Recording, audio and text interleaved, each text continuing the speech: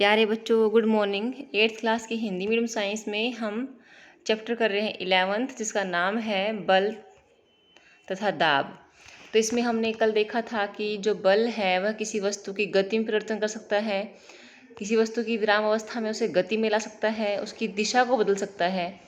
और इसी प्रकार हम आगे देखते हैं कि बल किसी वस्तु की आकृति में परिवर्तन कर सकता है। जो देखिए कि चित्र दिखा रखा है कि एक प्लेट में गूंथा हुआ आटा है, आप उसको दबा करके कोई भी आकार दे सकते हैं। जब आप साइकिल की गद्दी बैठते हैं तो आप किस प्रकार से वह चीज़ जो है वह दब जाती है, उसका आकार बदल जाता है। इसी प्रकार हुक में यदि कोई रबड़ टंगा हुआ है तो आप उसके ऊपर आप उसको खींचें तो रबड़ का आकार बदल सकता है। इसी प्रकार दो ईंटों या दो ज्योमेट्री के बीच में प्लास्टिक का स्केल रखा है, उस पर कोई भार रखा हुआ है तो उससे भी उसका भार, उससे जो उसकी वस्तु है, उसका स्केल है, उसकी आकार बदल सकता है। तो सारणी 11.2 यही थी। सारणी 11.2 में जिसमें हमने आकर्षण और प्रतिकर्षण देखा था। आकर्षण और देखिए 11.2 सारणी जो है उसमें हमने आकर्षण और यही इसमें हमने देखा है कि कुछ वस्तु जो है सारणी 11.2 के प्रेक्षण से आप क्या निष्कर्ष निकालते हैं। जब आप अपने हथेलियों के बीच गुब्बारे को रखते हैं तो इसका आकार बदल जाता है, आटे की लोई बन जाती है। इसी प्रकार से हम रबड़, गेंद आदि को दबा सकते हैं तो उनका आकार बदल जाता है। उपरोक्त क्रियाकलाप करने के पश्चात अब हम समझ गए हैं कि बल किसी वस्तु को विराम अवस्था से गति अवस्था में ला सकता है, किसी वस्तु की चाल में परिवर्तन कर सकता है और गतिशील वस्तु की दिशा में परिवर्तन कर सकता है, और इनमें से कुछ अथवा सभी प्रभावों को उत्पन्न कर सकता है। ठीक है बेटा, तो ये जो पॉइंट्स हैं ये आपने बहुत ध्यान से याद रखने हैं कि आप इनको, एक तो ये कि विराम अवस्था से गति में ला सकता है, किसी गतिशील वस्तु को चाल में बदल सकता है, चाल में परिवर्तन, आराम से चल रही है उसको स्पीडली कर सकता है, स्पीडली चल रही उसको आराम से आ सकता है, और वस्तु की दिशा में परिवर्तन कर सकता है, और वस्तु की आकृति में परिवर्तन ला सकता है। इनमें से कुछ या फिर सभी प्रभावों को एक साथ इकट्ठा कर सकता है। ठीक है बेटा, तो ये इम्पोर्टेंट पॉइंट है। इसमें पूछेगा आपसे ये कि भाई बल किस प्रकार से प्रभावित करता है। आगे देखिए, यह स्मरण रखना आवश्यक है कि यद्यपि बल इनमें से एक या अधिक प्रभाव को उत्पन्न कर सकता है तथापि इनमें से कोई भी प्रभाव बगैर बल लगाए उत्पन्न नहीं होता। ये बात भी ध्यान रखनी है कि अगर हम बल नहीं लगाएंगे तो ये कोई प्रभाव उत्पन्न नहीं होगा। अतः कोई वस्तु बिना बल लगाए अपने आप गति में नहीं आएगी, अपने आप रुकेगी नहीं, और अपने आप दिशा नहीं बदलेगी, और अपने आप आकृति नहीं बदलेगी। ठीक है बेटा, अब आगे हम पढ़ रहे हैं संपर्क बल। संपर्क बल क्या होता है? देखो बेटा, संपर्क यानी कि जब कोई दो वस्तु जब कोई बल एक वस्तु पर लगता है तो वह बल लगाने वाली वस्तु और जो बल लग रहा है उनमें संपर्क होना चाहिए, आपस में उनको छुअन होनी चाहिए, टच होना चाहिए उनमें। ठीक है ना बेटा, इनको बोलते हैं कंटैक्ट फोर्स। ठीक है ना बेटा, संपर्क बल होना चाहिए। तो संपर्क बल में पहले कौन कौन सा आएगा? पहला है पेशीय बल।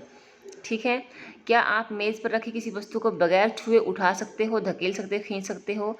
नहीं ना बेटा, ना बाल्टी को उठा सकते हैं। सामान्यतः किसी वस्तु पर बल लगाने के लिए आपके शरीर का वस्तु के साथ संपर्क होना ज़रूरी है।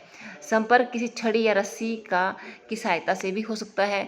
जब हम किसी वस्तु जैसे अपने विद्यालय के बस्ते को धकेलते हैं या अपनी बाल्टी को उठाते हैं तो बल कहाँ से आता है? यह बल हमारी मांसपेशियों द्वारा लगता है। हमारी मांसपेशियों द्वारा लगने वाले बल को हम पेशीय बल कहते हैं। पेशीय बल ही हमें अपने सभी काम करने योग्य बनाता है। शरीर का मुड़ना, झुकना, सीधे चलना आदि, आहार नाले में भोजन को धकेलना। ठीक है ना, तो पेशीय बल कार्य करता है। आप जब भी सांस लेते हैं तो श्वसन क्रिया में वायु अंदर लेते हैं, बाहर छोड़ते हैं, फेफड़े फैलते हैं, सिकुड़ते हैं। श्वसन प्रक्रिया संभव बनाने के लिए पेशियाँ कहाँ स्थित हैं? ये बेटा हमारे अंदर स्थित है। हमारे शरीर में पेशियों द्वारा लगने वाले बल के कुछ और उदाहरण हम बतला सकते हैं। बेटा चलना है, ठीक है ना, रोटी खाना वगैरह है, मुंह में रखना है, ठीक है ना, कपड़े धोना, नहाना आदि।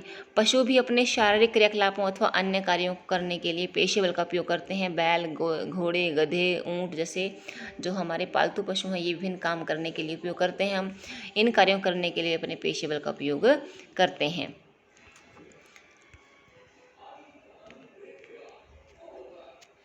आगे देखिए, क्योंकि पेशीय बल तभी लगता है जब पेशियां किसी वस्तु के संपर्क में हों, इसीलिए संपर्क बल भी कहते हैं। तो संपर्क बल क्या होते हैं? जब वह बल जबकि दो वस्तुएं संपर्क में तभी लगता है तो उसे हम कहते हैं संपर्क बल। संपर्क बल का एक उदाहरण देखा पेशीय बल, और दूसरा उदाहरण है बेटे घर्षण बल। ठीक है ना बेटा, घर्षण बल। उसके बाद हम देखते हैं घर्षण बल क्या होता है। आपने कुछ अनुभवों को स्मरण किया। फर्श पर लुढ़कने वाली गेंद धीरे धीरे धीमी हो जाती है और अंत में रुक जाती है। साइकिल चलाते समय जब हम पैडल चलाना बंद कर देते हैं तो ये भी धीरे धीरे धीमा होता है साइकिल, और अंत में रुक जाता है। किसी कार का स्कूटर या इंजन को बंद कर देने पर वह भी कुछ समय बाद रुक जाता है। इसी प्रकार नाव भी चलाना बंद कर दें तो बेटा वह चलकर रुक जाती है। क्या आप इस प्रकार के कुछ अन्य अनुभवों को जोड़ सकते हैं? इन सभी स्थितियों में वस्तुओं पर लगने वाला जो बल है वह प्रतीत तो नहीं होता, दिखाई नहीं देता, परंतु फिर भी इनकी चाल धीरे धीरे कम हो जाती है और अंत में ये विराम अवस्था में आ जाते हैं। इनकी गति की अवस्था में परिवर्तन किस कारण होता है? क्या इन पर कोई बल लग रहा होता है? क्या आप अनुमान लगा सकते हैं कि प्रत्येक दशा में बल किस दिशा में लग रहा होगा? इन सभी उदाहरणों में वस्तुओं की गति की अवस्था में परिवर्तन का कारण घर्षण बल है। फर्श तथा गेंद की सतहों के बीच लगने वाला घर्षण बल ही गतिशील गेंद को विराम अवस्था में लाता है। इसी प्रकार पानी तथा नाव की सतहों के बीच घर्षण खेना बंद करने पर नाव को रोक देता है। घर्षण बल सभी गतिशील वस्तुओं पर लगता है और इसकी दिशा सदैव गति की दिशा के विपरीत होती है, क्योंकि घर्षण बल भी दो सतहों के बीच संपर्क के कारण लगता है। इस बल के बारे में आप क्योंकि घर्षण बल भी दो वस्तुओं के बीच, दो सतहों के बीच संपर्क के कारण उत्पन्न होता है, इसीलिए यह भी संपर्क बल का उदाहरण है। इस बल के बारे में हम अधिक जानकारी अध्याय 12 में प्राप्त करेंगे।